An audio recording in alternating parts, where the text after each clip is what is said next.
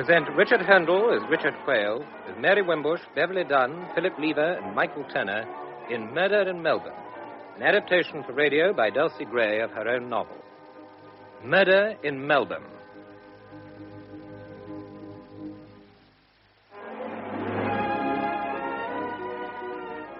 My name is Richard Quayle. I'm English, though I've lived in Australia most of my life. I'm telling you this story because I want to get it off my chest. Tomorrow I leave Australia to take a job in South Africa. And I want to put the past behind me, once and for all. I'm going to tell it to you in as much detail as I can remember. It all started, as far as I'm concerned, on that day 2 years ago when I tried to telephone my girlfriend, Anna Matheson, to say that I was coming to see her in Melbourne. Hello? Hello, is that the Buona Hotel? Yes? Richard Quayle here, speaking from Sydney. Would you put me through to Miss Anna Matheson, please? One moment.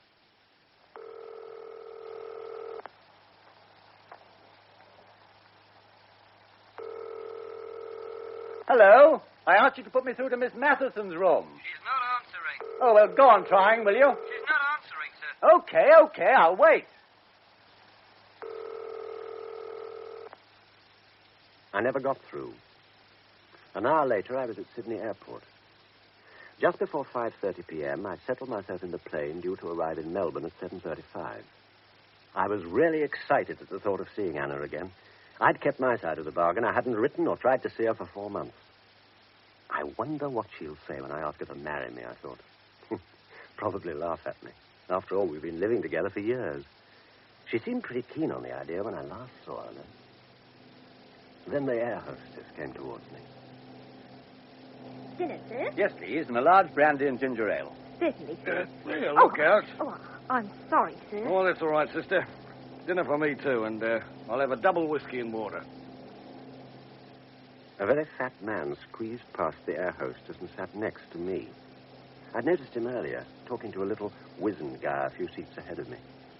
He was about 40, broad shoulders, tall, fat as a pig, but very powerfully built. He wore glasses, had a tough red face, and his hair was dark and crew-cut.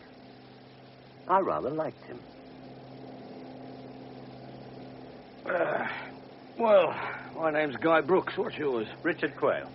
Not Australian, are you? I was born in England, but I emigrated to Australia in my teens. I live in Sydney. Yeah, me too. Going to Melbourne on business? Pleasure. Well, it's business for me. My father runs a real estate business in Melbourne and another in Sydney. He's in Europe just now, and I'm acting as his stand-in.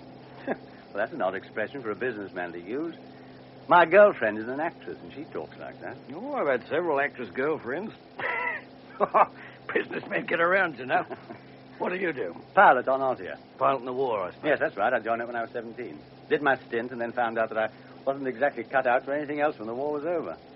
I'm looking round now for something to do when my retirement comes up. We all of us planned for that. We have a pretty tough medical every 6 months, and there's always a day when we may fail it. Do you know many people in Melbourne? Not many. Haven't been there too often. Just a girlfriend, eh? Sorry, but you did say you were going over for pleasure. That's right, I did. Well, where are you staying? At the Meteor. Oh, it's a nice pub. Clean as a whistle and excellent service. Well, if you feel like it, give me a ring any time. I'll be glad to see you. Here's me card. Yeah. Thanks. G.M. Brooks, the Shutters, Turak Road. I may take you up on that. Oh, do that. Do that, please. I checked in at the Meteor and asked the porter if there were any messages. He said there were none, and a snotty little page took me to my room on the first floor. It was a decent room, clean and homely, as Brooks had said, with a bathroom off to the left. I went straight to the telephone. Get me the Buona Hotel and hurry.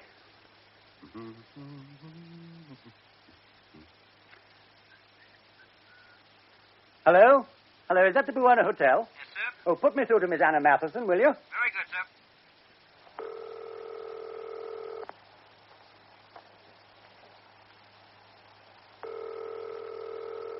There's no reply, sir. She's not answering. Well, go on trying, will you?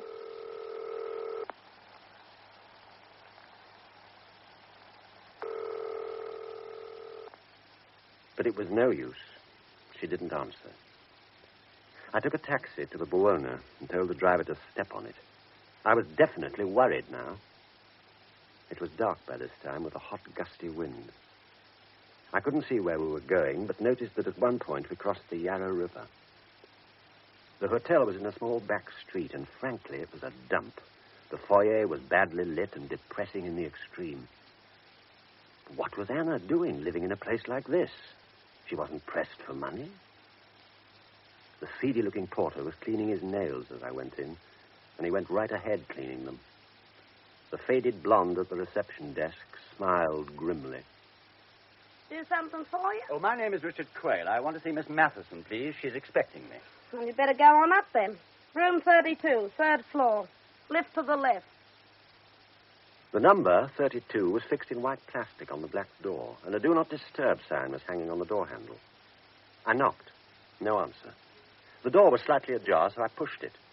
The room was in darkness, except for the glow from an electric fire. I groped for the light switch and turned on the light. Anna was lying face downward on the bed, fully clothed. Anna, I said. Anna, wake up. It's Richard. I shook her gently. She rolled onto her back as I shook her. She was dead.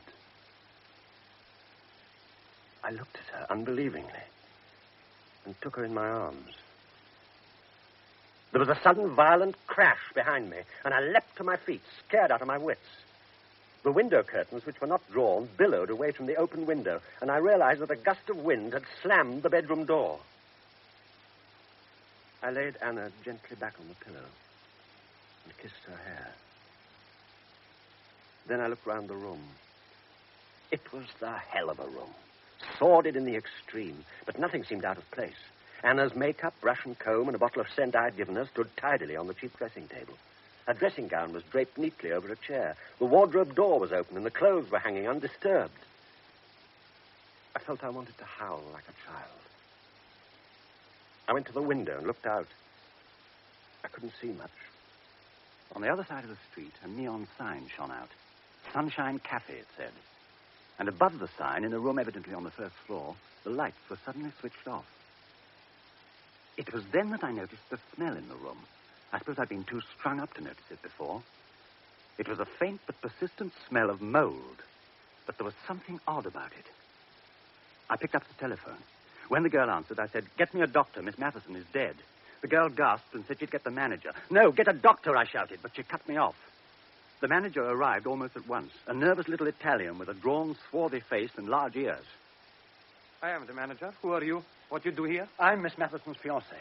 I've just flown in from Sydney to see her and found her dead. Dead? Morta? What for she want to die here? We have the difficult times, my wife and I, and just when things are beginning to look good, this woman comes to die here. You albergo, no good for the hotel. You'd better ring for a doctor, hadn't you? Why she not die somewhere else? Ring for a doctor, damn you. What's the matter with this place, for God's sake? A doctor, I get one. Pronto. Get me Dr. Manton, please. Tell him to come to room 32. Grazie tanto. Have you got telephones in all the rooms? No, only in two. This one and the one next door. They're all part of the one suite. This room connects with the bathroom next door. You see that room by the wardrobe? Yes. Through there is another bedroom. This room here used to be the sitting room. Anyone there now? Yes. Who? He live here, but he away now. What's his name? Leonard, Mr. Leonard. What sort of a chap is he? Oh, he's a traveler, a big man. My wife like him molto bene, very much. All the women like him. When did he go away? This morning, I think. Well, has he been here long? This time? 4 months. 4 months? Are you sure? Ma certamente. Of course, I'm sure. It was exactly 4 months since Anna had left me in Sydney to come to Melbourne. Had she come to see this man Leonard? Was that why I was not to write or phone her? It certainly began to look like it, though I couldn't believe it, really. The doctor soon arrived and examined Anna. I stood looking out of the window.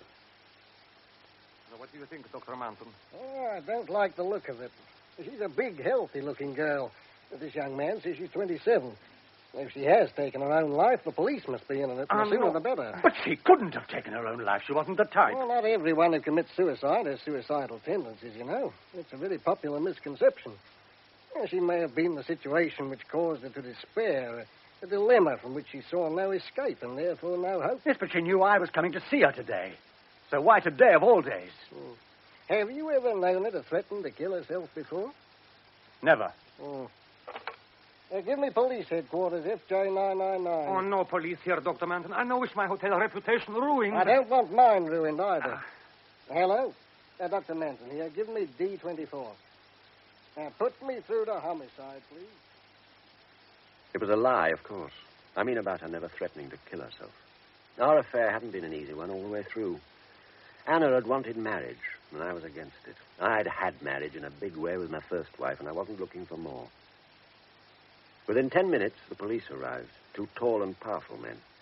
The senior detective was called Transome, and the other man, Brown, I think. They took a story from the manager first and wrote it down.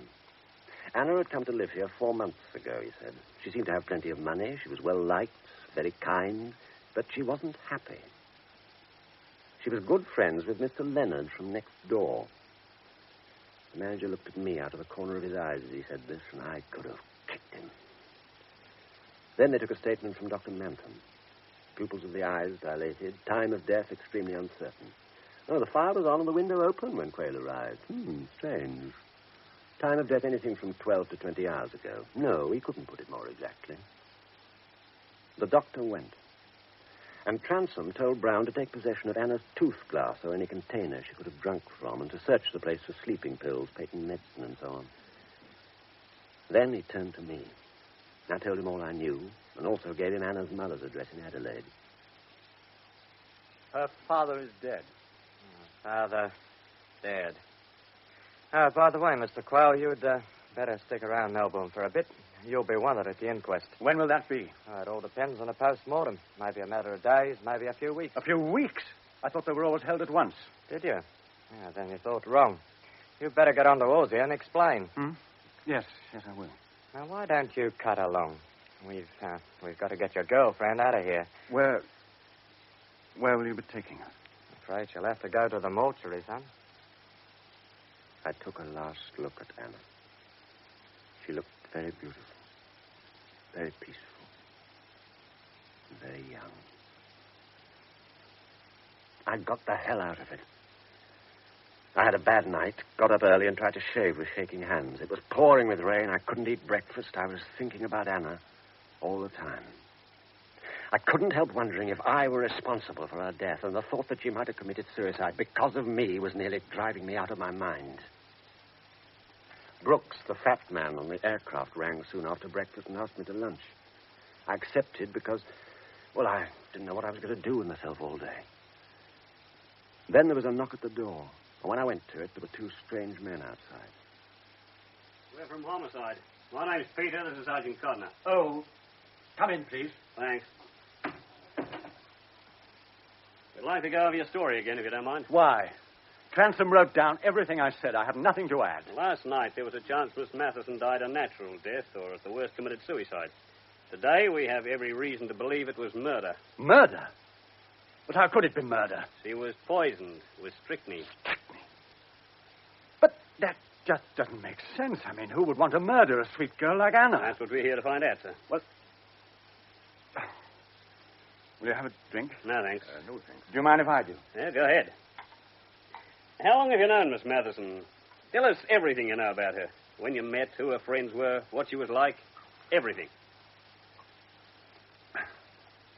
I first met Anna 5 years ago. We met here in Melbourne. I'd just been divorced by my wife, and I was feeling rather fed up with life in general. It isn't much fun getting a divorce. Anyway, I found I couldn't stick Sydney anymore for a bit, so I came here. I tried to plunge into the mad gay whirl in Melbourne. But there isn't a mad gay whirl in Melbourne, is there? And then I met Anna.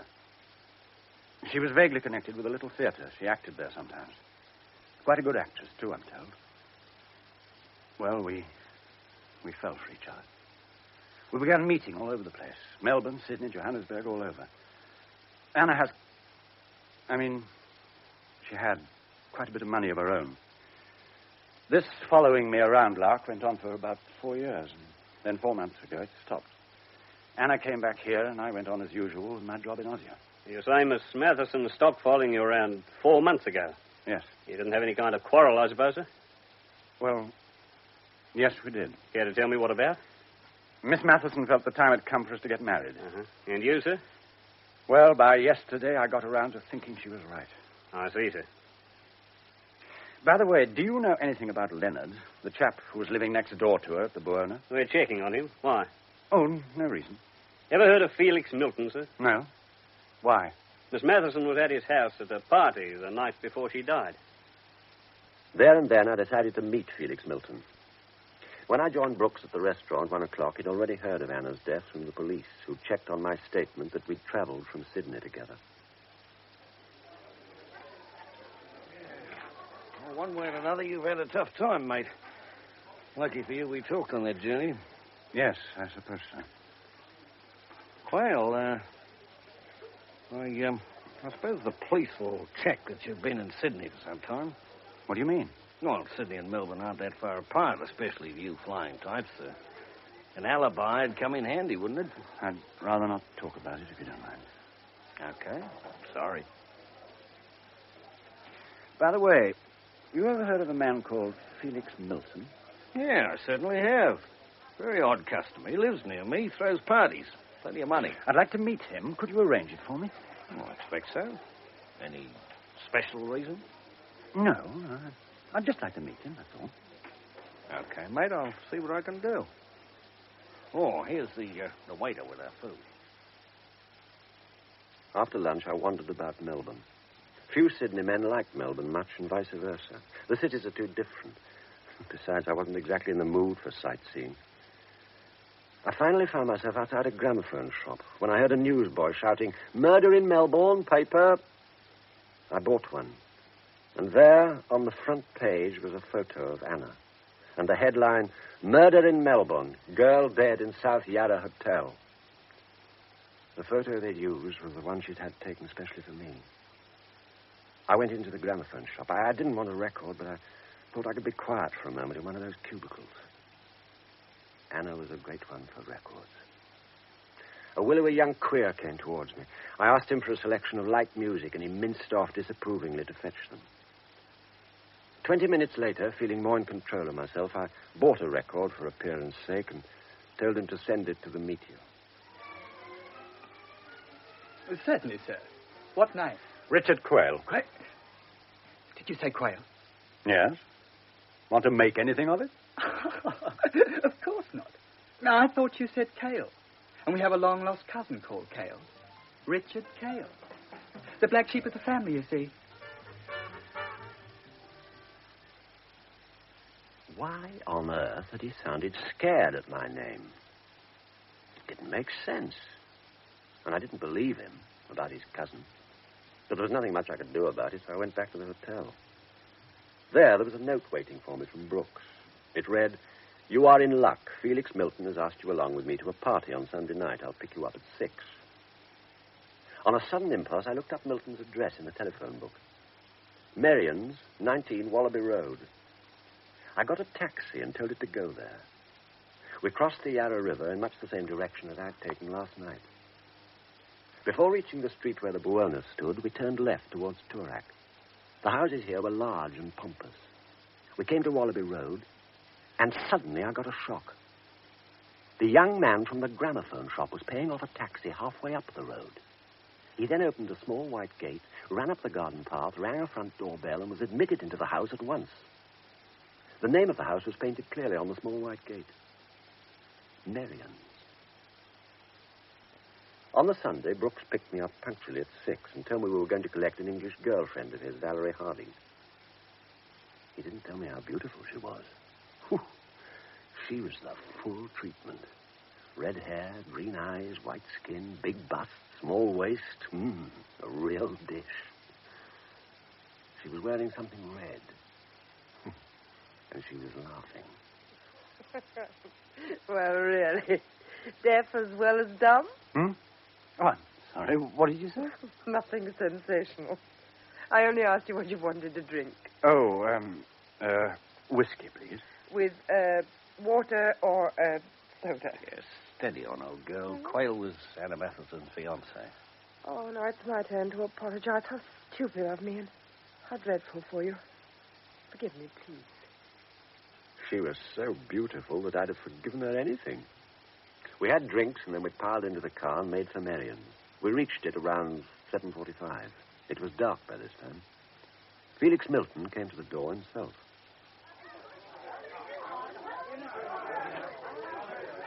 Valerie, you gorgeous creature. Merion's welcomes you. And you, Guy Brooks, you lovely, lovely boy. And who is this? A friend? Oh, goody. Felix adores friend is. Good grief. Don't let it worry you. The food and drink makes up for everything. Darling! Valerie! Beautiful Valerie and the lovely, lovely Guy have brought a delicious friend. The name is... Richard Quayle. We'll call him Dickie, shall we? Dickie Ducky Richard Quayle. Isn't that amusing? That'll do, Felix, dear. Richard wants to meet everyone. Of course he does. Everyone, Dickie. Now, this is Betty Ward. Hello. And her very handsome husband, Frank. Hello there. This is dear little Janie Thomas, the sweetest girl in town. Hello. And this is her current boyfriend, Larry French. Felix. This is Gordon Frodsham, who works in our best gramophone shop. We've met. Yes. This is Louise Colcott, whom I've known for well over a century. Felix, what a big mistake. This dear creature is Walter something or the other, such a clever little composer. And this is Walter's angel brother, Jeremy. Well, that will do to be going on with, won't it? Well, indeed. Now, I'll fetch you an enormous drink here and sit you down by Betty Ward. She'll tell you all about everyone. She's a perfect mine of information. Well, here's your drink, Steve. And here's Betty. Hello again. See you anon. Quite a racket. There always is at Felix's parties. Felix is a kind of cult in Melbourne. Everyone comes here. It's a lovely room, isn't it? Seems beautiful. Mrs. Ward, what's that place to do there? Oh, that's the Chinese bar. We seem to have got a yen for the Orient. Look at all those knives and spears and things on the wall. Yes, Felix is mad about collecting things. And people, if it comes to that. So it seems. Did you by any chance know the girl Anna Matheson, who was a friend of his and who's just been found dead? Yes, I did. Why? She was my fiancée. Oh, Mr. Quayle, how awful. Oh, I'm so sorry. You must be feeling dreadful. Yes, pretty grim. I hear that she was here the night before she died. Yes, she was. Were you here? Yes? Well, who else was here that night? Oh, dear, I'm not sure that I can remember. Oh, well, why? You're not connecting this house with the murder, are you? Oh, no, of course not. But I want to know who her friends in Melbourne were. I'm from Sydney. Oh, well, let's see. There was Frank and me. Mm-hmm. Mrs. Barking, but she's not here tonight. Gordon, Felix himself, of course. Yes. Janie Thomas, Sue and Bill Saunders, who aren't here either. Larry French, Valerie Harding, and Guy Brooks. Guy Brooks? But he never told me he knew Anna. Wait a minute, I met him on the Melbourne plane from Sydney the day after that party. Oh, he must have gone up to Sydney for the day. He's got business there, too. Why hadn't Guy told me that he knew Anna? He'd been very keen to make my acquaintance on the aircraft. Why? I looked at Anna's friends. Janie was sweet 17 and all that goes with it. Her boyfriend, Larry French, was small, dark, good-looking, about 24, and slightly too pleased with himself. Betty Ward was pretty and 30-ish, and her husband silent and sunburned. Gordon and Valerie I'd already met. Felix bothered me. There was something phony about him. He made himself out to be a big fool, and I could have sworn he wasn't one. Not by a long chalk.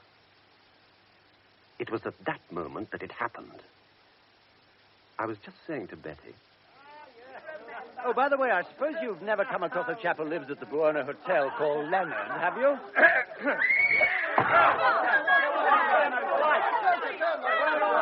My dear, how too stupid. Whoever switched off the lights, please switch them on again immediately. Now, thank you. Now, who played that silly trick? I nearly spilled my drink over my soup. Well, I don't know who switched the lights off, but I switched them on. Oh, thank you, Guy. Oh, dear me. Betty's fainted. Hi, quick. Frank, dear boy. Help me bring her over to the window. Richard Doll, there's some brandy on the table behind you. I was kneeling by Betty, and as Frank and Felix carried her to the window, I got to my feet, slipping a little dagger that I'd found on the floor into my pocket. As I did this, I saw that Gordon Frodsham of the gramophone shop had seen what I'd done. He said nothing, however, and the party broke up soon afterwards. Valerie offered to drive me home. As we approached her house, she asked me in for a drink. Nothing I should like more, I replied. As we went through her door, she suddenly kissed me, full on the lips. I shouldn't have done that, darling, but the business of the lights going out and Betty fainting rather frightened me. Do you only kiss men when you're frightened? I thought it was my beautiful brown eyes. Why? They're rather my type, I'm afraid. Did you mind me kissing you? Why should I? Oh, I thought you might when... When?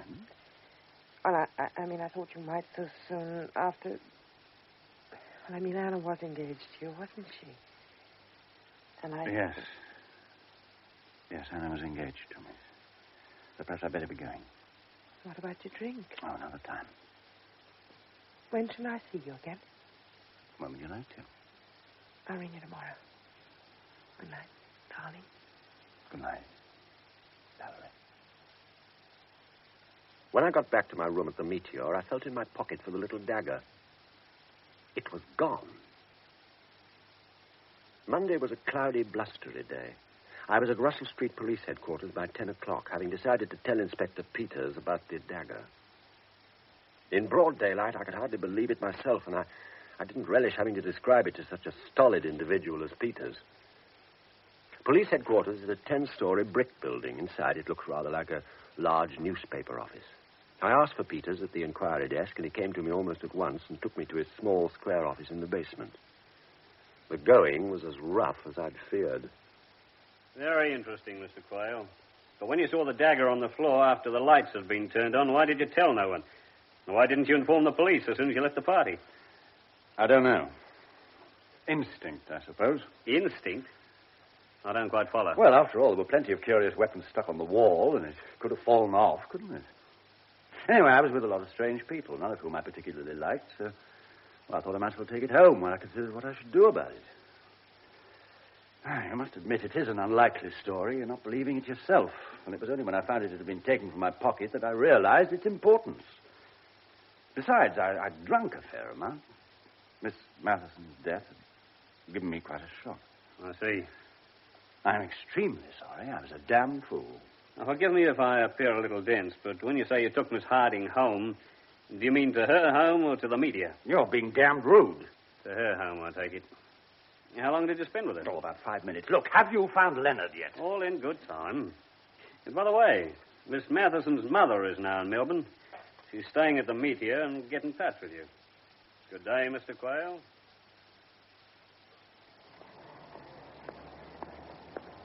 Oh, hello, Mrs. Ward. Hello? Visiting the police? How did you guess? How are you feeling today? Fine, thank you. Do you often faint? No. What particular thing sent you off last night? Well, I've no idea. Fright, I suppose. Fright? Well, the light went out, remember? And I hate the dark. I see. You didn't see the dagger by any chance? Dagger? What dagger? Oh, well, perhaps I imagined it. Would you care to come in here and have a cup of coffee with me? Well, come on, Mrs. Ward. Your husband need never know. Come and have a cup of coffee with me.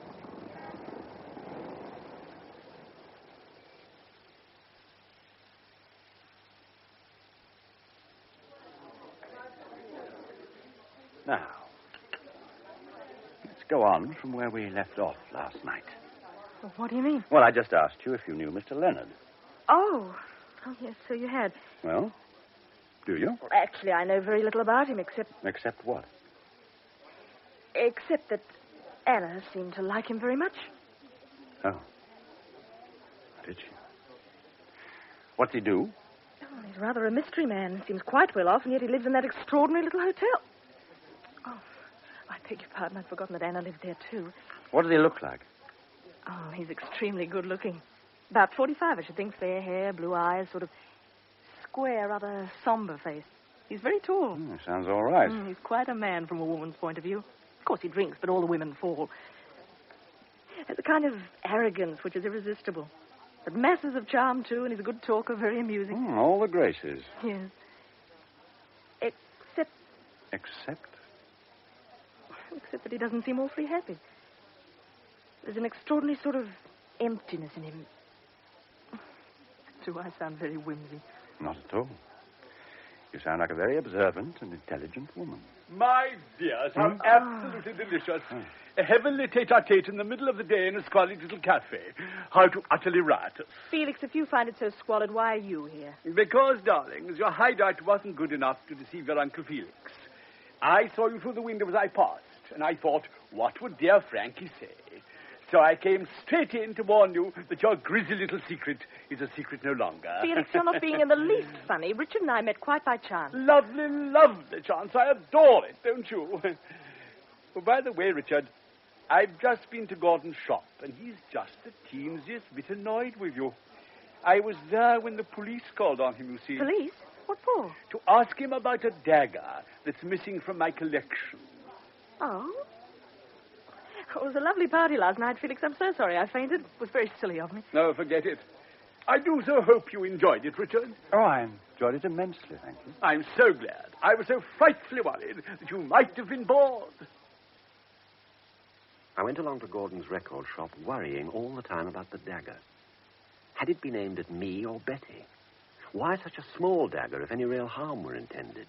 And was it a coincidence that it happened when Leonard's name was mentioned? The whole incident bewildered me. The shop was very full, and I thought I'd never seen a more fantastic sight.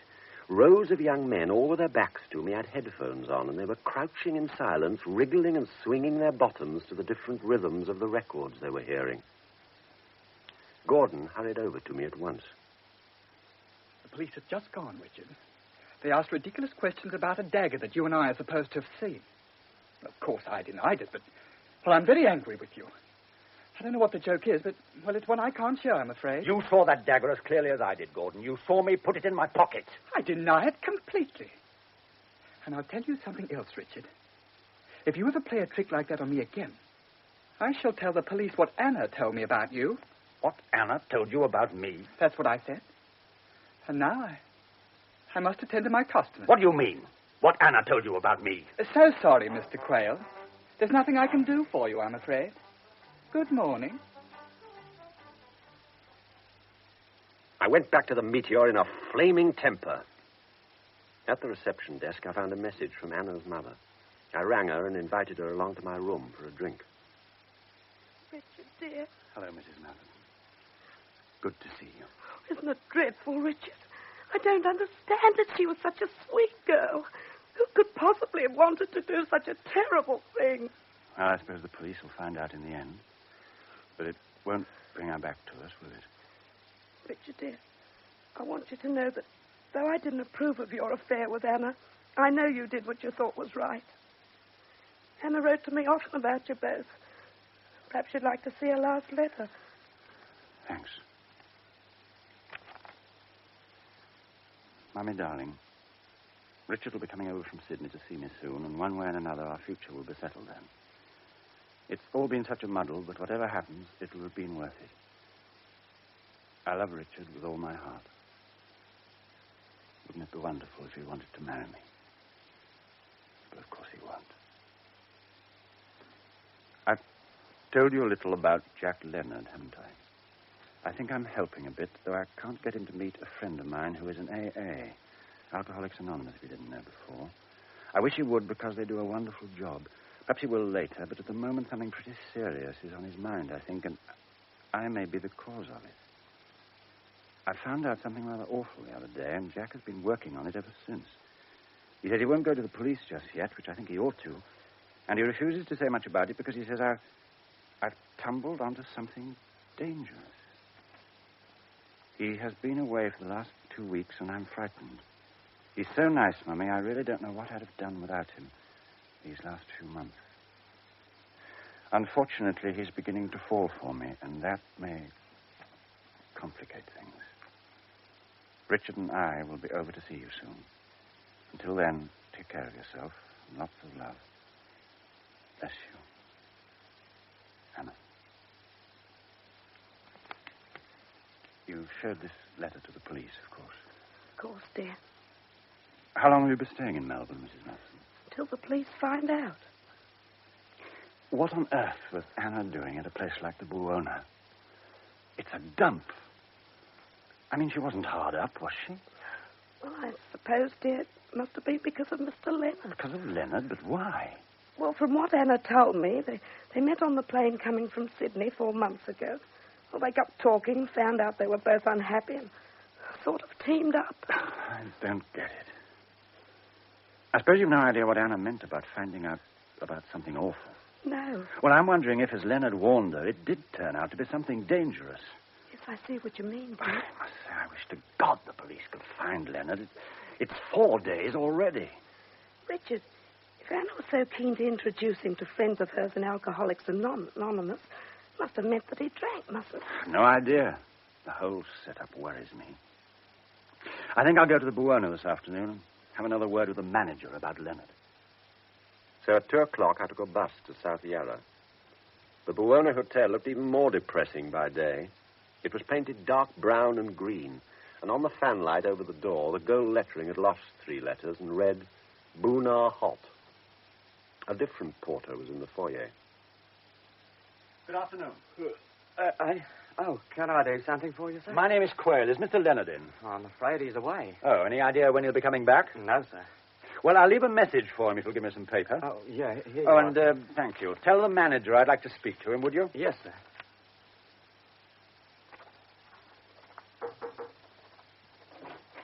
A gentleman to see you, sir. Questo? Who is it? Mr. Quayle, sir. Quayle? Un momento, I'll come. Oh, it's you. What do you want? I want to get in touch with Mr. Leonard. I told you, he's gone away. I gather you don't know when he'll be back. See, that's right. What time did he leave the Buona on the morning of Miss Matheson's death? What time did he leave? That's what I said. I don't know. Do you know, Roger? No, he had gone before I came on duty. Oh, what time do you come on duty? 7 o'clock. So the night porter would know. Well, he might. When did Leonard come back the last time? The last time? The last time. The day before, sometime during the afternoon or evening. Madam would know. Oh, then may I ask your wife if she's here? My wife, she is out. I see. Had you ever met Leonard before he came to stay here? Mr. Leonard? No. No, I never met Mr. Leonard before he came to stay here. I see. Well, I'll be back. Tell your wife I'm looking forward to seeing her. Oh, and the night porter, too. I left the hotel and turned to the right up the road. After a few paces, I stopped to tie a shoelace. When I looked back, I saw that the hotel door was slightly open and that someone was watching me through the crack. I walked on until I was out of sight of the Buona, and then I crossed the street and doubled back in my tracks. I had decided to pay a visit to the Sunshine Cafe, where the light in the first-floor room had been so suddenly turned off on the night of Anna's death. It was an even more depressing place than the Buona and entirely deserted. The walls of the cafe were painted with hideous murals, scarlet-faced sailors walking arm in arm with moronic women under monstrous suns. None of the tables had cloths. A mangy cat played with some newspaper on the floor. I went through the cafe into the kitchen. No one was there. I called out. No one answered. Between the cafe and the kitchen was an uncarpeted staircase, and I went up it.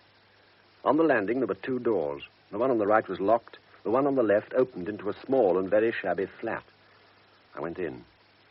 It was clean and neat and obviously lived in. On a table in the living room, I saw a pile of letters. The top envelope was clearly addressed, Jack Leonard, Esquire, Buona Hotel. I suddenly had the feeling that I was not alone. But before I had time to see who was near me, something hit me, a tremendous crack on the back of my head, and I passed out cold.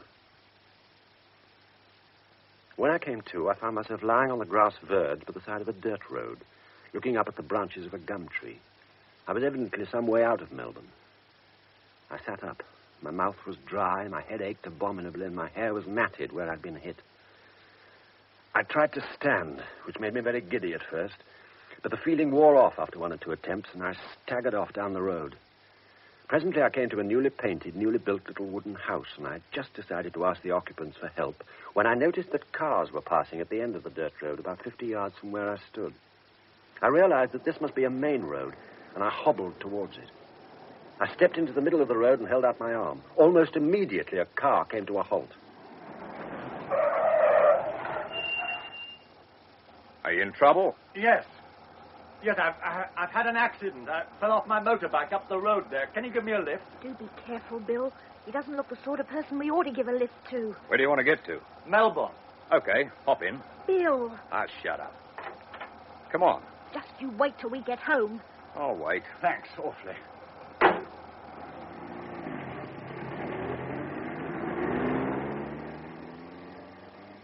I sat back, thankfully, in the back seat and closed my eyes. I kept them closed. But pretty soon I was listening to every word of their conversation. You've gone to sleep. Good. Well, who shall we have to make up a four tonight, then? I don't give a damn. Betty and Frank? Suits me. Betty's nice that way. Never minds being asked at the last moment. Valerie always wants to be invited days before. Valerie's a very beautiful woman. Oh, I think Betty's far prettier. Okay. What do you think's happened to him? He's in a terrible mess. He told us. Then where's his bike? I better ask him when he wakes up. He might be a murderer. Might be the King of Spain. Well, Anna got murdered. Poor little Anna. I believe you had a soft spot for Anna. You think I'm woman mad. No, I don't. I just think you get attracted rather often. Bill, I once heard a theory that people are murdered because of the kind of people they are. Do you think that Anna was that sort of a girl? No, I don't. I never could make out what she and Jack Leonard were up to. Do you think they were having an affair? He's woken up. Nearly in Melbourne now. Where can we take you? Well, I'm staying at the Meteor, but please drop me anywhere in town. Oh, we're taking to the Meteor. We're nearly there. Well, this has been awfully good of you. I'm most grateful. What are you going to do about your bike? What bike? The bike you crashed. Oh, that. Yes, of course. Well, I'll telephone the police and get them to fetch it for me. Sorry, my head's making me feel a bit stupid. Oh, my name is Richard Quayle, by the way. If ever I can return your Good Samaritan act, let me know. Here's your pub. Richard Quayle? Wasn't Anna Matheson engaged to a Richard Quayle? Anna was my fiancée. Well, that's a damn strange coincidence. Anna was a friend of ours. So I gathered. You mean you heard what we were saying? Oh, how simply awful. Ah, serves you right. Our apologies, Quayle. We're Sue and Bill Saunders, by the way. The senior. Okay.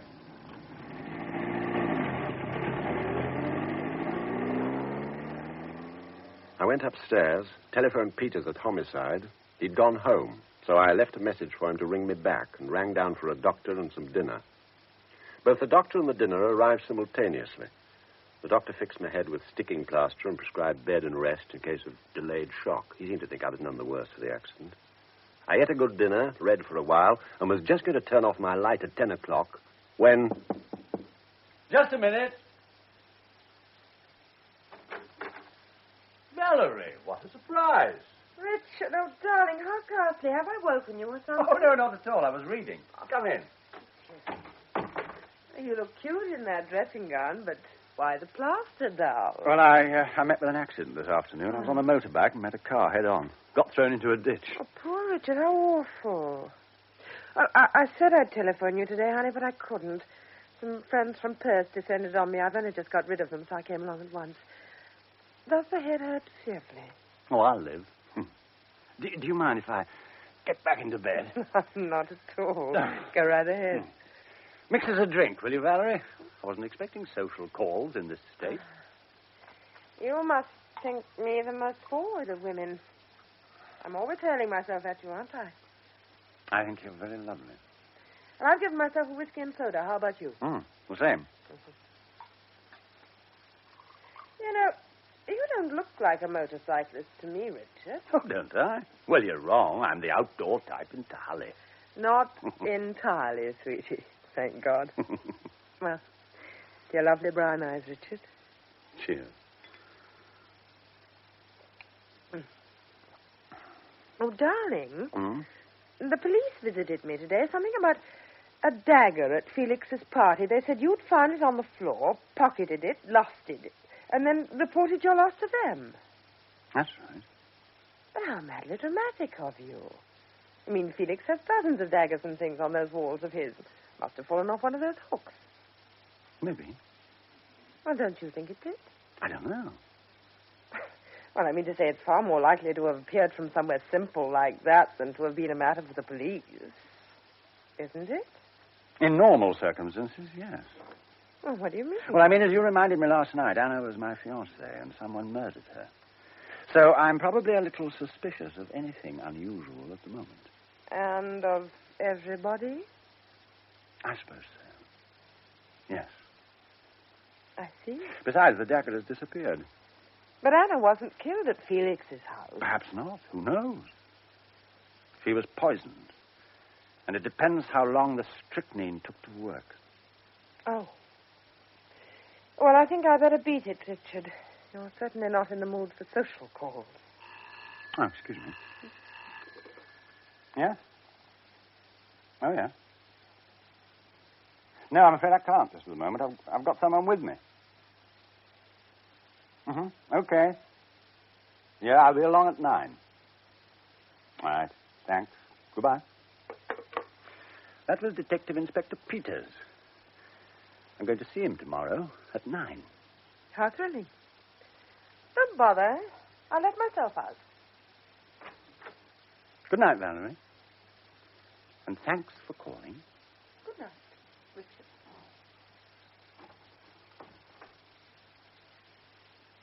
Nine o'clock next morning found me at the police headquarters again. Peter seemed mildly interested in my story about the Buona and the Sunshine Cafe, but his manner was very offhand, and he kept a silly half-smile on his face all the time I was speaking. After I left him, I went to the coffee shop where I'd taken Betty the day before to sort out a few things in my mind. The police seemed to be getting nowhere and not bothering over much. Just one more routine case to them.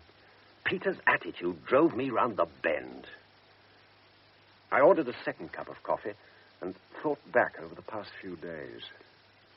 I'd now met several of Anna's Melbourne friends, and I must say I didn't find most of them particularly congenial. Felix and Gordon were queers. Valerie, though beautiful and obviously extremely attractive, had taken that dagger from me. Well, she must have. Brooks I quite liked. Frank and Betty Ward seemed smart and social in the wrong way.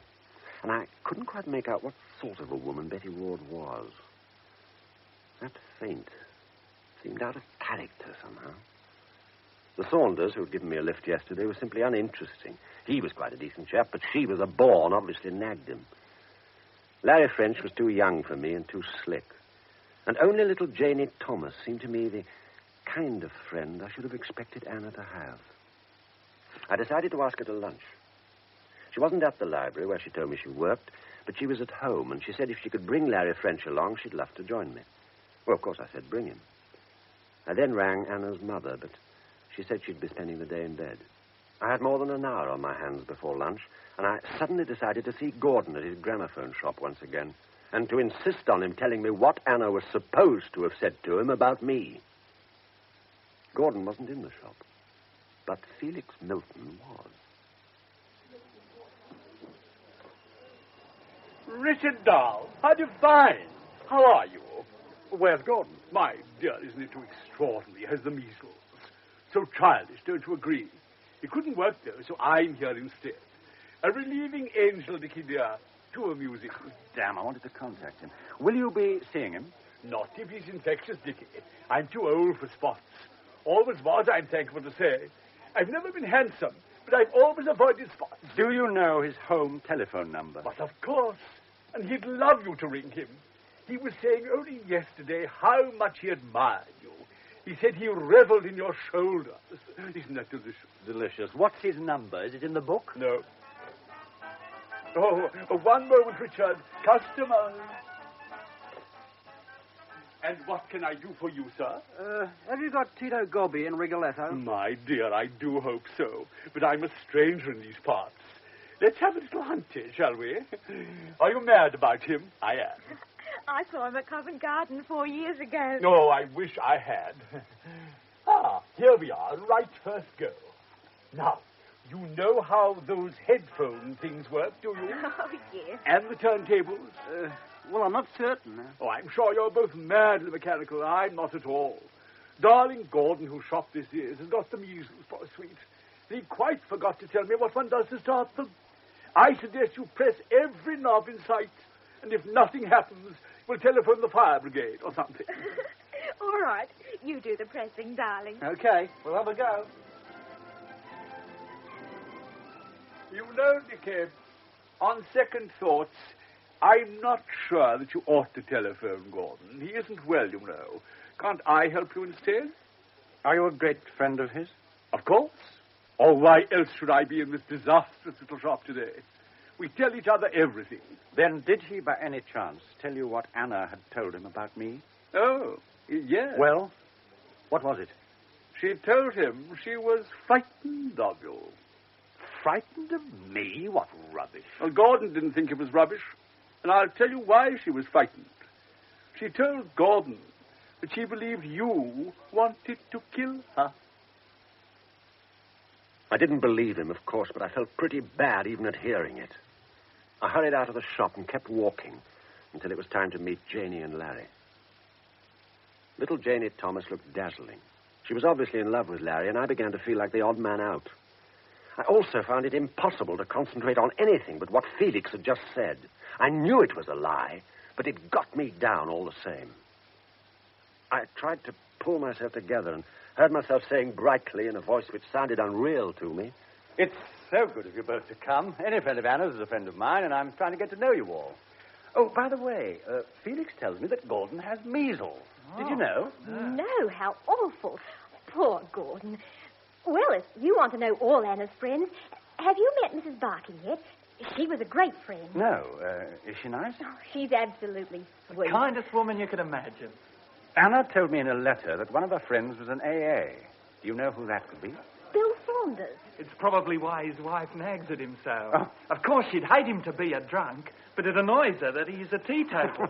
She says it makes him conspicuous. Well, she's a very silly woman in many ways. Yes. Look at that row she made the other night. Oh, you mean when Anna got drunk? Anna drunk? When was Anna drunk? I'm sorry. I'm afraid I was talking out of turn. What did you mean? Well, it only happened that once, you know. When? Well, actually, it was the night she was... the night she died. What happened? Oh, don't listen to him, Mr. Quayle. He's exaggerating the whole thing. What happened? Well, you know that little Chinese bar at Felix's? Mm. Well, Anna was in there the night she died having a drink. I don't know now who was in there with her. Do you, Janie? No, I don't. Well, anyway, Mrs. Barking suddenly came running out to say that Anna was having some kind of a fit. Apparently, she was completely tight and sort of rolling about, you know. Anyway, Sue Saunders made such a fuss that Felix arranged for Anna to be taken home. With whom? I can't remember that. Can you, Janie? No. Are you sure you can't remember who besides Mrs. Barking was with her in the bar? Well, Larry wasn't. And Janie wasn't. Because Anna was poisoned with strychnine, you know. What? And what you describe as a drunken fit may well have been a strychnine convulsion. My God. Dr. Manton told me that strychnine takes anything from 5 minutes to a quarter of an hour to have its first effects. Do you know what time she had this fit? It was 1:15 exactly by my watch when Mrs. Barking came out of the bar. How clever of you to notice. Not at all. You just asked me to take you home. So she must have been given the poison about 1 o'clock. I don't believe she got drunk. It must have been a convulsion. How horrible. Poor Anna. Do either of you two know a chap called Jack Leonard? Well, yes.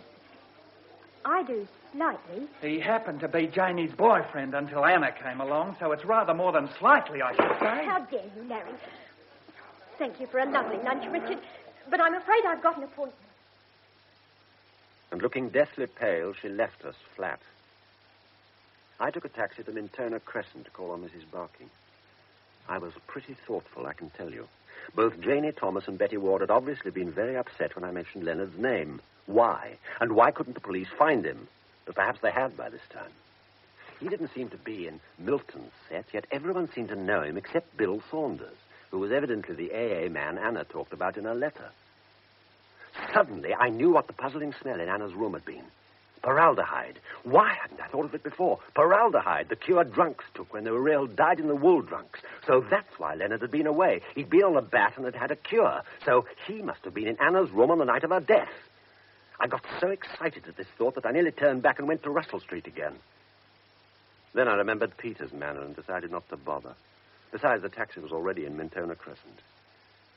Mrs. Barking's house was small and gay, and the garden beautifully kept and filled with flowers. The house was red brick, and the front door was blue. As I went up the garden path, I saw the net curtain of the window to the left of the front door move, and a fat white face looked anxiously at me. I rang the bell, but no one answered. I went on ringing. Still no one came. I tried to look in at the window where I'd seen the face. I could see nothing. I tapped on the window pane. No reaction. I went round to the back of the house, knocked on the back door, and tried the handle. It was locked. I tried the kitchen windows. They, too, were locked. I went out of the backyard gate and hid behind a little hedge. Presently, the back door was opened, and an old black and tan Pekingese waddled furiously towards me, barking wildly. The back door was now opened wide.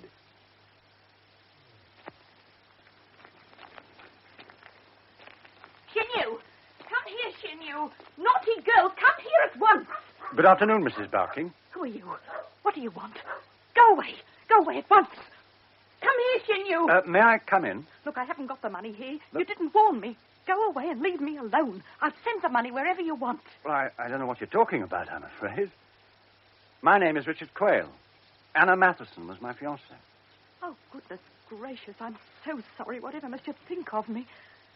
But I'm afraid you must go. They won't let you come in. Who won't let me come in? Who are you frightened of? Can I help you? Oh, no, please, no. Please, go away. No, but look, Mrs. Barking, I'm here now, so you might as well make use of me. Let me in quickly and no one will ever know. Well... Now, quick, we mustn't waste time. Very well. Come in, but quickly. Come into the drawing room. This way. Now, sit down, Mr. Quayle, while I look out of the window. What's the matter, Mrs. Barking? What's worrying you? They're watching the house. But there's no one outside. They said they were watching. But who? Begin at the beginning, Mrs. Barking. I'm being blackmailed. What? They sent me a letter asking for £200, and someone rang me up in the middle of the night and said that they were watching me and that my telephone line was being tapped. They said I was only to go out of the house when they told me to and to see no one. Well, have you any idea who it could be? None. Was the voice male or female? I couldn't tell. It was a whisper. Have you been to the police? No, I can't. What? But... You see, whoever it is knows something that happened a long time ago, and it's something that doesn't affect me but might hurt my daughter, you see. And that mustn't happen. But you must go to the police. It's him. It's the blackmailer. Oh, Mr. Quayle, what am I to do? I can't stand it. I really can't. Mrs. Barking, your callers are Betty Ward and Janie Thomas, but if you take my advice, you'll sit tight and don't let them in. Just let them go away. Now, do as I say, Mrs. Barking. I know what I'm doing. Now, just listen to me. Half an hour later, I let myself out of the back door and walked round into Mintona Crescent. I was struck by the fact that Mrs. Barking's blackmailing had coincided with Anna's death, and I felt there must be some connection. I tried to get some sense out of her about Anna's fit at Felix's party, but the blackmailing had driven every other thought out of her head. I found a taxi and told it to drive me to the Meteor. And suddenly I saw that a car that had been moving slowly up the crescent behind me was being driven by Betty Ward with Janie Thomas as passenger. So they'd waited half an hour for me, and now they were following me. In fact, they followed me all the way back to the hotel. When I reached the Meteor, I asked the porter to ring through to Mrs. Matheson's room to say that I wanted to send her some flowers and what sort would she like. I was told she was out. Are you sure? Well, certainly I'm sure, sir. Yeah, but I understood she wasn't well. A young gentleman called for her and they went out together about lunchtime. What sort of young man? Oh, thin and medium height, sir. Horn-rimmed glasses, speckled brown suit. Waved his hands about, sir. This sounded like Gordon, but Gordon had measles. Did the young man have spots, I asked. The porter looked astonished, but he said no. I then asked him to let me know when Mrs. Matheson came in, and went into the hotel writing room and wrote a letter to Peters, telling him all I'd managed to find out. I rang for a page boy and told him to take it round to Russell Street. I then ordered some cigarettes and a whiskey and soda, and was settling down to do a little more thinking when Valerie and Guy Brooks came into the room. Hello, Angel. How's the head? Fine, thanks. I tried to get you earlier in the day, but you were out. Oh. Guy and I were wondering if you'd like to come to a drive-in with us. There's a good film at Glenaris with Audrey Hepburn in it, and Guy goes for Audrey in a big way. We thought we'd have dinner after in the English Roadhouse. The food's beautiful. Well, Thanks. Yes, I'd like that. Oh, Valerie pretends I'm mad about Audrey, but not even Audrey can keep me awake at a film. I like to snooze and look up at her adorable face in between bouts of somnia, if that's the word. Flattering to me, isn't it? You can see why I wanted you along, Richard. So we drove out together, and it was a lovely evening. When we parked the car, Guy persuaded me to sit in front with Valerie. She slipped a cool little hand into mine and snuggled down beside me. She smelt wonderful and looked wonderful, and it was warm and companionable having her there beside me. The dinner at the Roadhouse was excellent. King prawns, roast beef and Yorkshire pudding washed down with extremely good Australian red wine, coffee with clotted cream and some brandy. We drove back into Melbourne feeling sleek and happy. Guy did the driving, and Valerie and I sat in the back holding hands. Suddenly she spoke. Oh, don't let's go home yet. Let's come down. Oh, not on your life, Val. It's time for Uncle to get his beauty sleep. Oh, Richard, please. You don't want to go to bed yet, surely. Please, doll. You needn't stay long. Let's go to Heroes for about an hour and dance. We danced at Heroes for a couple of hours, and then I drove her back in a taxi to her flat. The clock in the foyer of the Meteor said 3:10 as I walked in. I took my key from the night porter and wandered up the stairs. When I reached my room, I hesitated. For some reason, I had a feeling of fear, almost of panic. I unlocked my door, switched on the light. Everything seemed normal, both in the bedroom and in the bathroom. I undressed slowly and uneasily. I put on my dressing gown and opened the wardrobe door to get a hanger for my suit. The body of a dead man crashed at my feet. What the hell? My God, who the... Hello? Mr. Quayle, they've killed she and you. They've poisoned her. She's dead. She's dead. Good evening, Mr. Quayle. Quayle, are you there? What the devil are you doing here? I think you have a little explaining to do. Me? What about you? Who is this man? You don't know? Well, of course I don't. You and I are going to have a little talk, Mr. Quayle, and if it's satisfactory, I'm inviting you to a party at Mr. Milton's flat tomorrow night. The next evening, Felix entertained a few friendies to din-dins. The friendies were Janie Thomas, Larry French, Valerie Harding, Guy Brooks, Gordon Frodsham, Sue and Bill Saunders, Frank and Betty Ward, myself, and Kenneth Hodges, a friend of mine who'd unexpectedly turned up at the last moment. Although there was plenty to eat and drink, the party took a long time to warm up. Only Felix seemed to be enjoying himself. It's not like Felix to give such a dull party, is it? Oh, we all know each other far too well, I suppose. And no one seems in the party mood, do they, Richard? I'm quite happy. Well, I like your friend, Kenneth Hodges. What does he do? He works in a bank in Sydney. We were at school together. Hello, Valerie. Richard. Gordon, how are the measles? Oh, my dear, it wasn't measles at all. Isn't it divine? Simply fish. Fish? Or rather, the effects of eating a particular breed of fish to which I'm allergic. Oh, too bad. I do hope you didn't eat any fish when you lunched with Mrs. Matheson yesterday. Mrs. Matheson? Do I know a Mrs. Matheson? Well, don't be silly, Gordon. You were seen with her. Who saw me? I did. Angels! Felix wants to talk to you. Everybody got a drink, eh? Got an orange juice, Bill? Good. Now, I want to tell you all how delighted I am to see you here. First of all, of course, because you're friends of mine. And secondly, because exactly a week ago tonight, Anna Matheson was killed. And I'm reliably informed by those divine little navy blue charmers, the police, that the suspect is sitting in this room at this moment. Isn't that exciting? So to prevent further trouble, all the doors have been locked. And we're going to have a delicious talk here to find out who killed her. Wait a minute. Somebody here now gave Anna strychnine. What? Oh, that's going. And the theory is that it was given to her in this house. Perhaps whoever did it would like to confess at once and save all unpleasantness. No? Very well, then. The discussion is thrown open. Come along, Betty, darling. Home. Felix, I'm sorry, but I'm afraid this isn't my idea of a joke. Nor mine. And to show you how serious I feel, I'm going to put all my cards on the table. Ah, that will be Lynette, I expect. Rennie, let her in. Mrs. Barking? Yes, Janie. Any objection? No, of course not. Good. Come in, Lynette, dear. Now, there's nothing to fear. We'll look after you.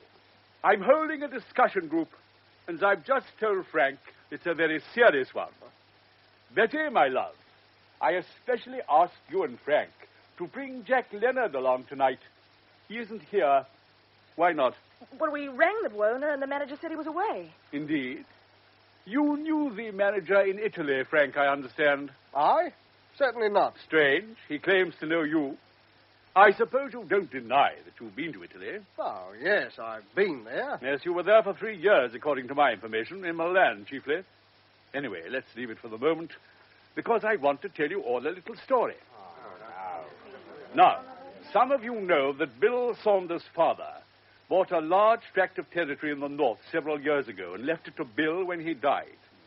He'd bought it dirt cheap, but as you know, well, it was in all the papers, it turned out to be extremely rich in minerals, including uranium. Well, a short while ago, in spite of security precautions, it was discovered that samples of these minerals, photographs of the land, also several important documents are missing. As you can imagine, the authorities took it pretty seriously. Investigations were made, and the suspicion for these thefts has fallen on our dear friend, Gordon Fortune. How dare you? It's lies, all lies. Sit down, Gordon. I wouldn't be making such an accusation without proof. Proof, in fact, furnished by Anna, which may account for her death. I'll sue you for this. Splendid. Now we turn to Frank and the manager of the Buona. Jack Leonard and Frank both knew him in Italy. They'd been taken prisoner in Tobruk and had managed to escape from their prison camps in Italy. They hadn't as yet met, but both were making for the Italian Alps in the hopes of reaching the Swiss border. And both came across the manager, who hid them and cared for them in Milan, where he was a waiter. Leonard was grateful to him and bought the Buona for him here after the war. Leonard's a drunk, as we all know. And that and his friendship for the proprietor is why he's prepared to live in such a squalid hotel, although he can well afford something better.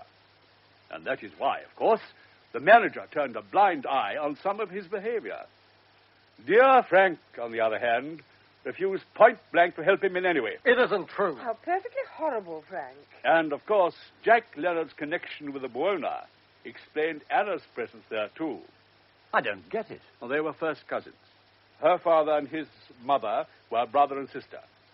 Anna and Jack met on the plane coming from Sydney to Melbourne 3 or 4 months ago and discovered their relationship.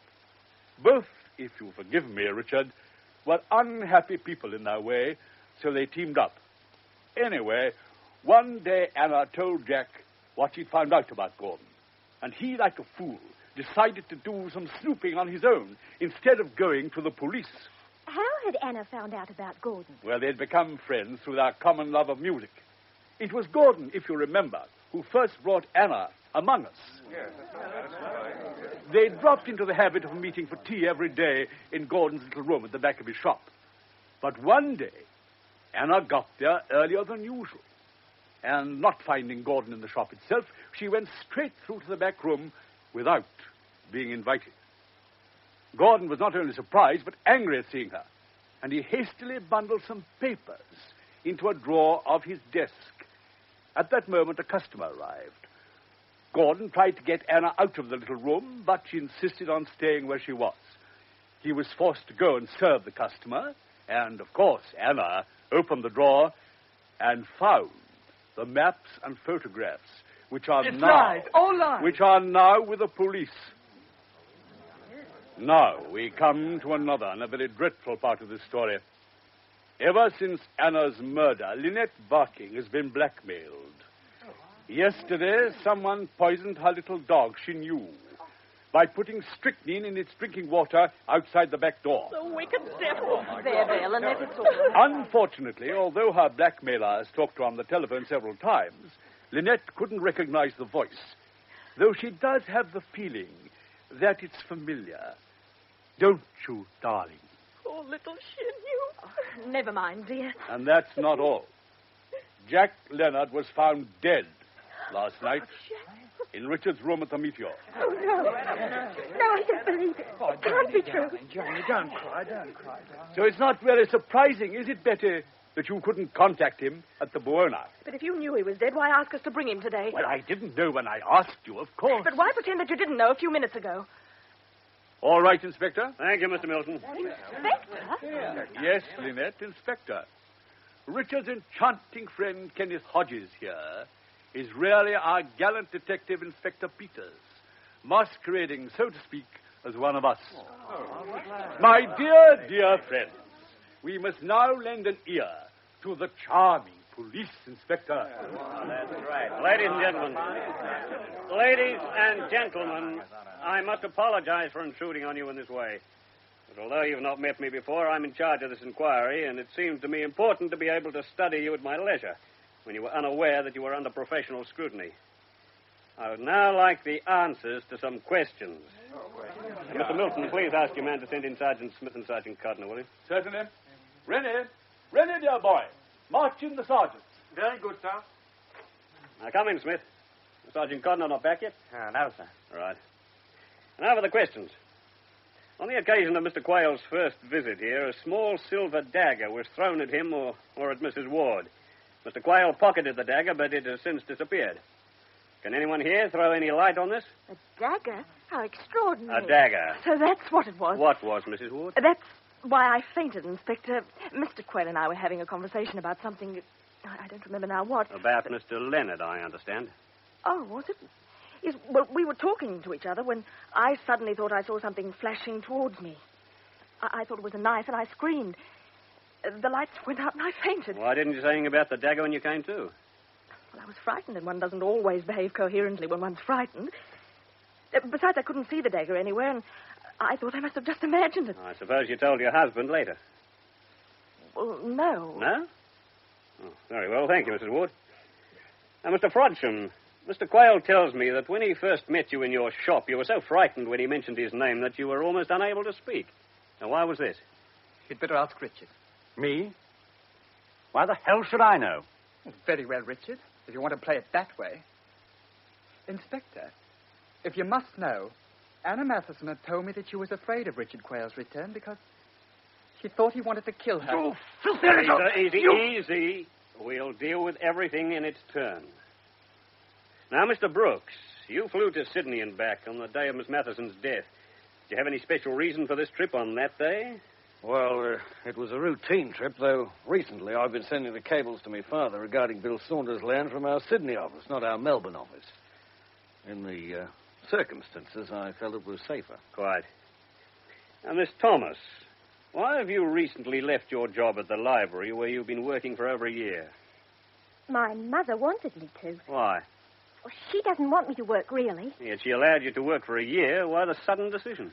The reasons are personal, Inspector. It may have escaped your notice, Miss Thomas, but this is a police murder inquiry.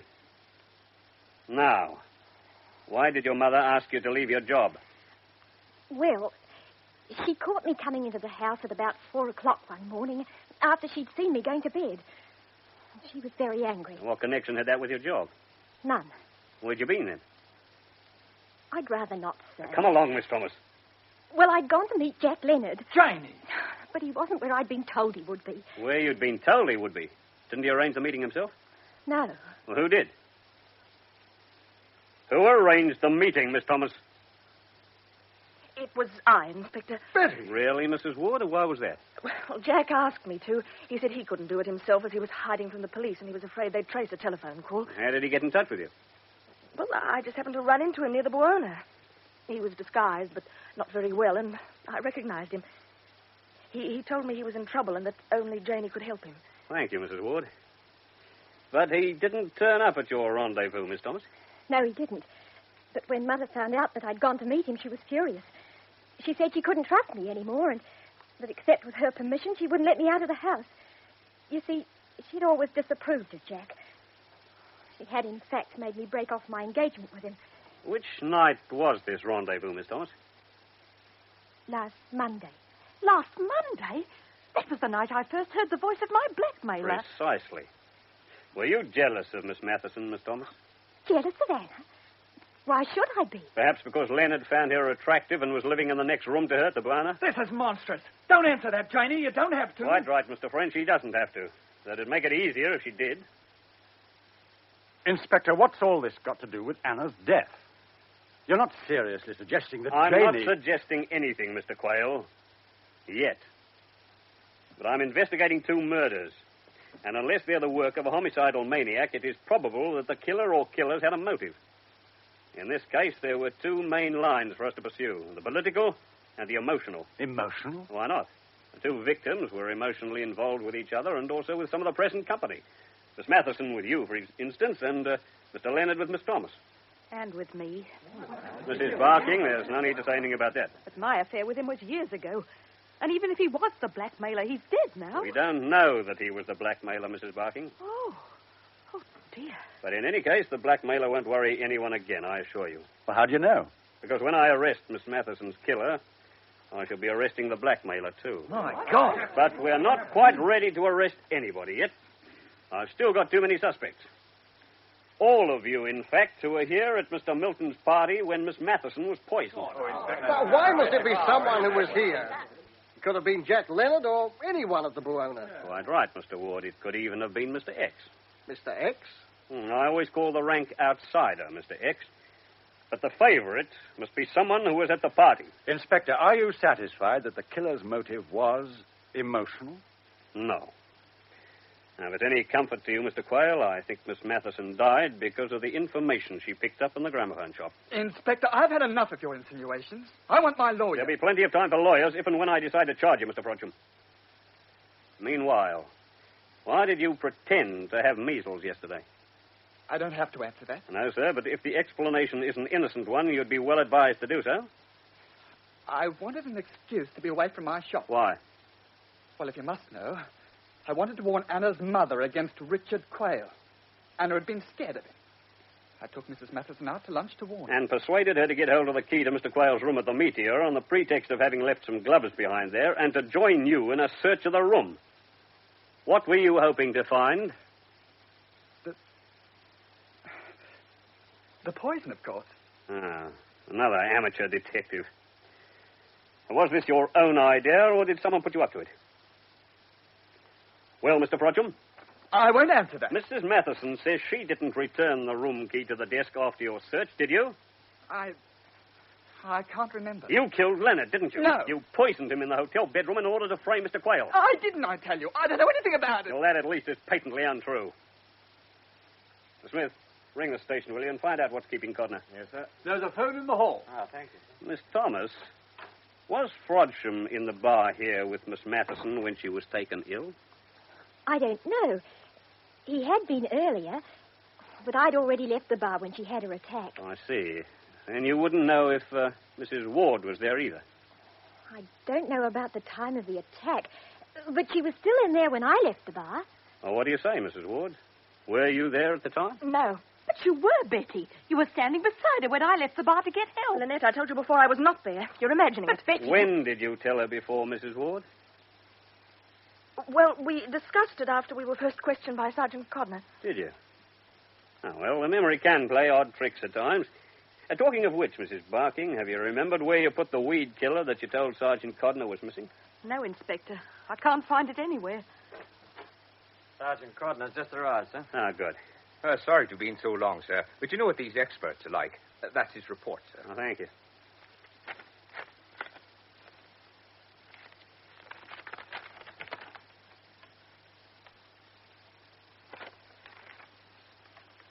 Mrs. Ward, I must ask you to accompany me to the police station. But why? What's she done? While you've been here this evening, Mr. Ward, we've carried out tests on your wife's typewriter.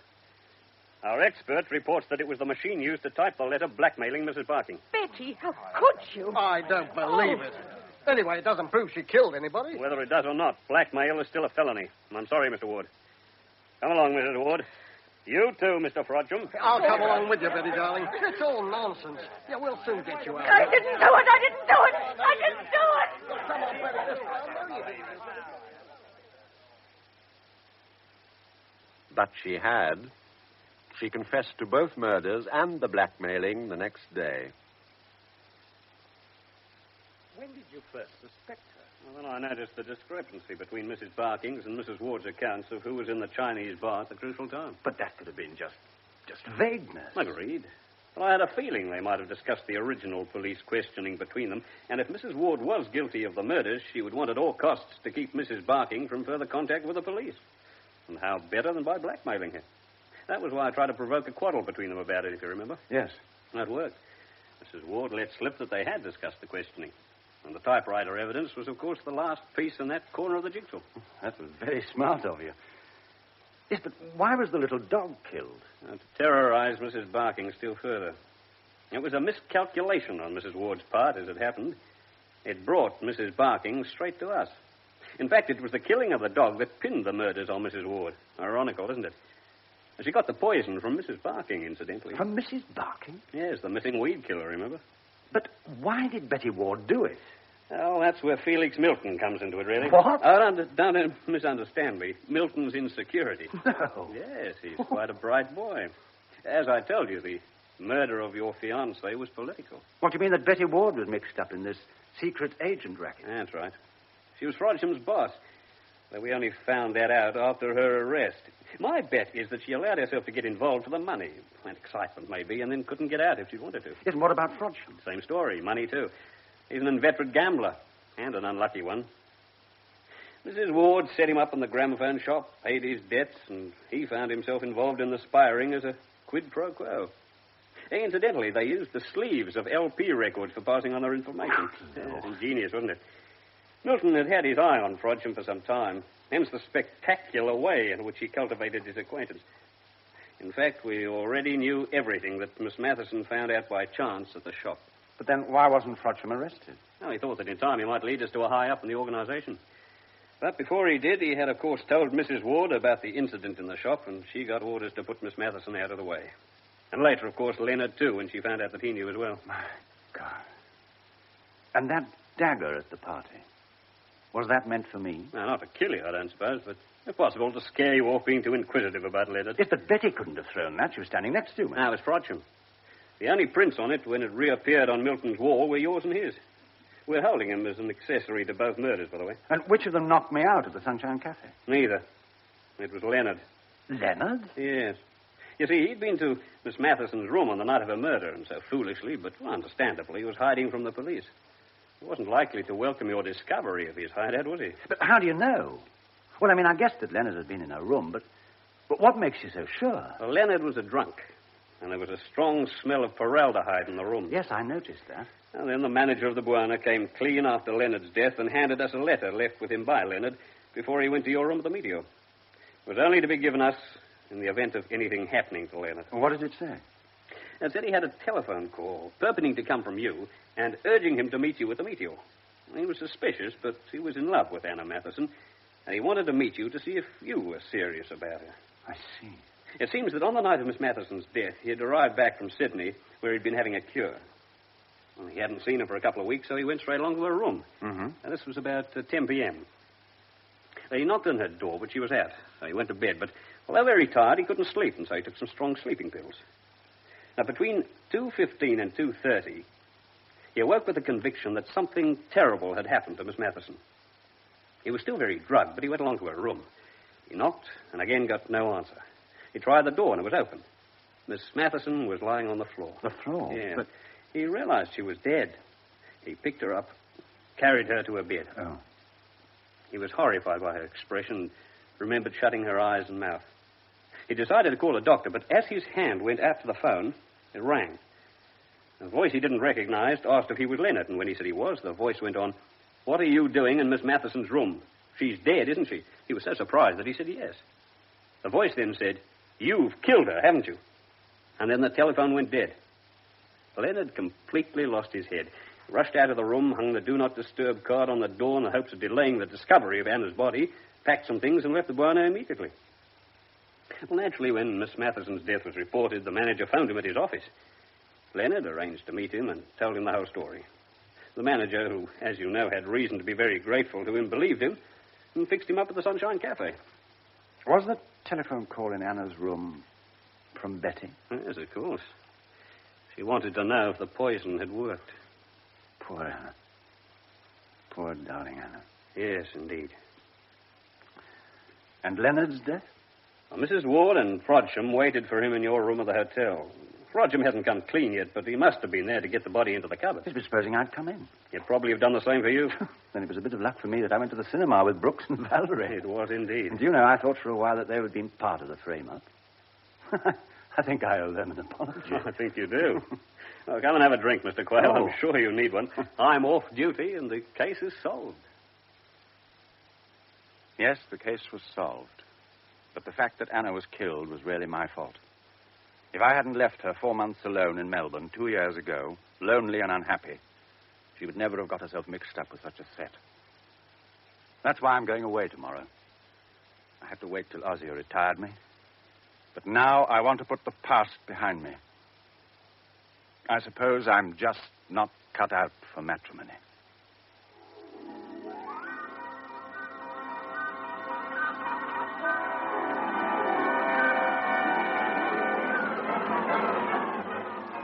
That was Richard Hurndall as Richard Quayle, with Mary Wimbush as Valerie Harding, Michael Turner as Detective Inspector Peters, Beverly Dunn as Betty Ward, and Philip Lever as Felix Milton in Murder in Melbourne by Dulcie Gray. The rest of the cast was as follows.